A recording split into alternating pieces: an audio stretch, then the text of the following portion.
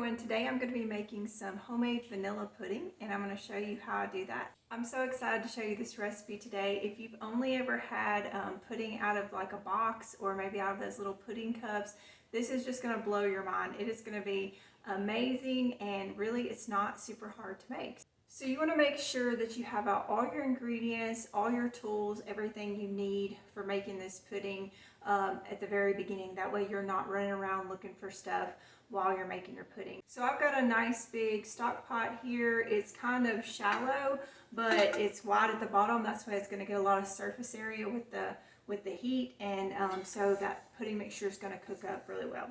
I'm going to show you also the ingredients that I have. So I've got this is milk here. This would be a whole milk. So I get mine fresh from my farmer, and I've got 5 cups. I'm going to be doubling this recipe today. And so if you want to use at least a 2% or a whole milk to make this really good. And then I've got, these are egg yolks from my chickens that I'm using here.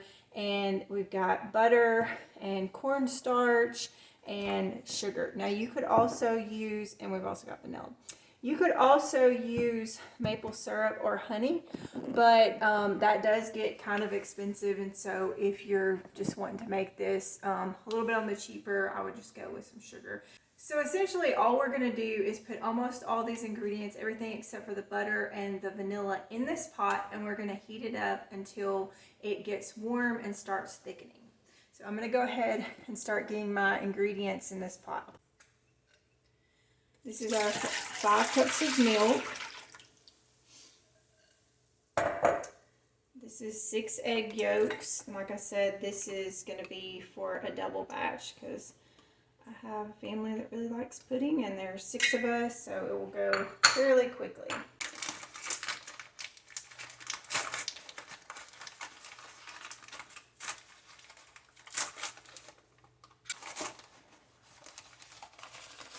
We've got 1/2 cup of cornstarch, and that's going to be your thickener. That's what's going to make this all thicken up as you heat it. Oh, and I almost forgot salt. You want to put about a 1/2 teaspoon of salt in there just to kind of bring out the sweetness.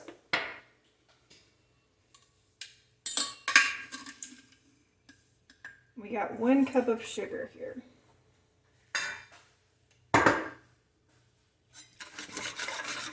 So once we get all these ingredients in here, I'm just going to whisk this up real good, and I'm going to turn it on like medium or medium low.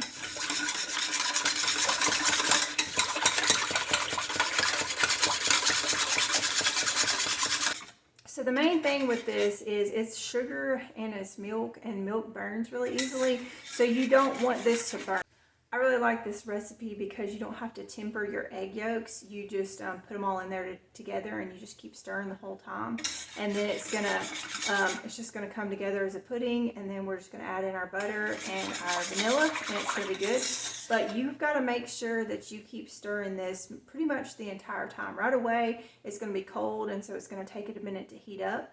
But after that, it's going to start thickening really quickly, and you just want to keep an eye on it, or else it's going to stick to the bottom of your pan, and then it's not going to be good. So it could burn, or it can just make like little clumps in there, and you don't want that. So we're just going to turn it on and keep stirring. So there's not a specific time frame of cooking this as far as like 10 minutes or 20 minutes or something like that. It's just you're gonna watch it, and when it starts thickening up like a pudding, then you're gonna take it off. And you gotta remember that once it cools down, it's gonna thicken a lot more too.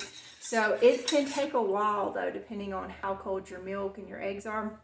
If you have time, you can go ahead and measure out your milk and your eggs, and you can just let that come up to room temperature a little bit, so it doesn't take as long to cook. But either way, it's fine, and it's gonna come up. It'll just take a little bit longer if it's cold. So we're just gonna keep stirring this, and I'm gonna show you what it looks like throughout the process. So it's just starting to warm up. You can see all the ingredients have kind of gotten mixed in. So if I'm just making a single batch of this, not doing a double batch, I won't use a pot this big. I'll just use kind of a medium saucepan, and that works fine. I just like this because it's got a lot more surface area hitting that heat, and so it's going to heat up quicker that way.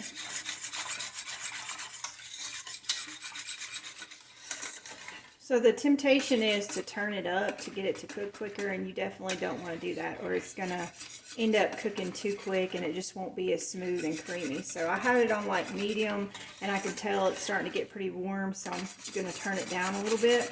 But you can already see it's starting to thicken up a little bit, and what you'll start to see is you'll start to see when you scrape around the edges that you're going to start picking up some thicker pieces of pudding, and it's going to start kind of coming together, and then you'll know that you're getting close to being finished with it. So you can see a little bit, but it's not much, so I want to make sure that I keep stirring it really good right now so that nothing sticks, and make sure you get it all around the edges there.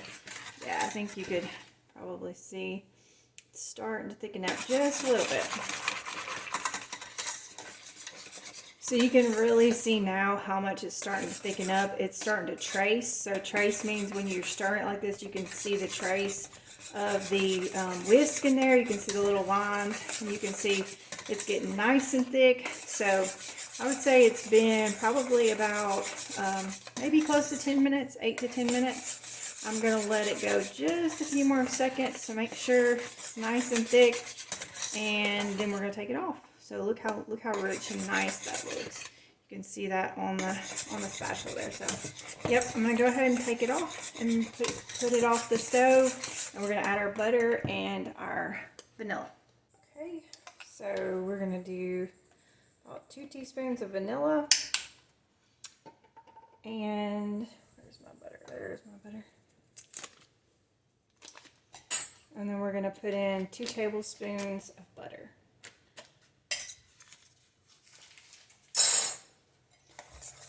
You just want to whisk that in until it gets all mixed in.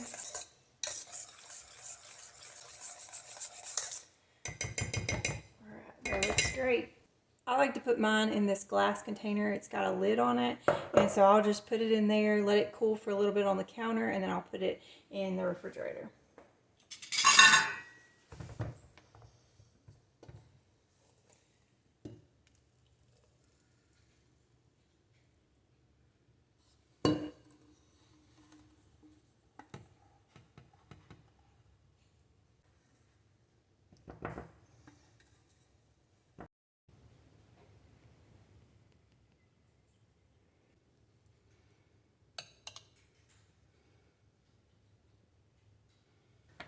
So just look how luscious and rich that looks. It is so good. And like I said, it's gonna thicken up some more as it sits here. It will also form like a skin over the top, and so you can just kind of scrape that off if you want to when you go to eat it. Or if you don't want it to form a skin, you can take some plastic wrap and you can put it right on top there as it's cooling, and then it won't form a skin. So you can use this for parfaits and things like that. We usually just like to put it in bowls and just eat it, and it's super good warm, and it's also super good cold. So last year my son had his wisdom teeth out, and he wanted pudding. Since it's got good quality eggs and good quality milk, I didn't mind making that for him and feeding it to him when he was healing from getting his wisdom teeth taken out.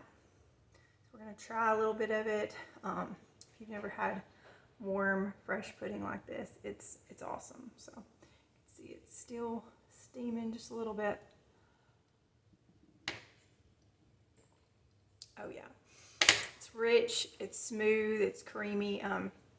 So like I said, one of the main things is just not getting it too hot, just being patient with it and letting it cook slowly, and then it just comes together really quickly. I also have a recipe for chocolate pudding, so if you would like to see me make that, just put it in the comments down below and I'll make that video. And I have lots of other recipes on this channel for real food and from scratch recipes. So I'd love for you to check those videos out, and you can help me out by liking and subscribing and commenting. And thank you so much for being here. I hope you have a great day.